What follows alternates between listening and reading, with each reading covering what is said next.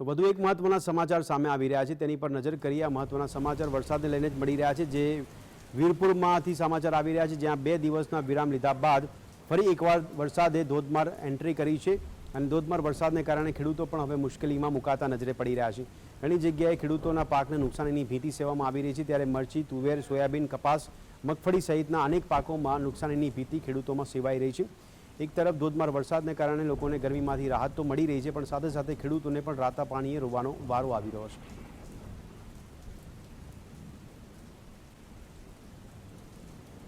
વીરપુરમાં 2 દિવસના વિરામ બાદ આખરે ધોધમાર વરસાદની શરૂઆત થઈ છે, જેને લઈને હવે હાલમાં ખેડૂતો મુશ્કેલીમાં મુકાતા હોય તેવા દ્રશ્યો સર્જાયા છે।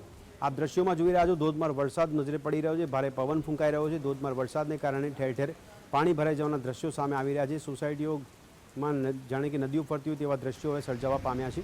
ધોધમાર વરસાદને કારણે એક બાજુ ગરમીમાંથી લોકોને રાહત મળી રહી છે, બીજી બાજુ ખેડૂતોના પાકને લઈને મોટી નુકસાની સહન કરવાનો વારો આવી રહ્યો છે।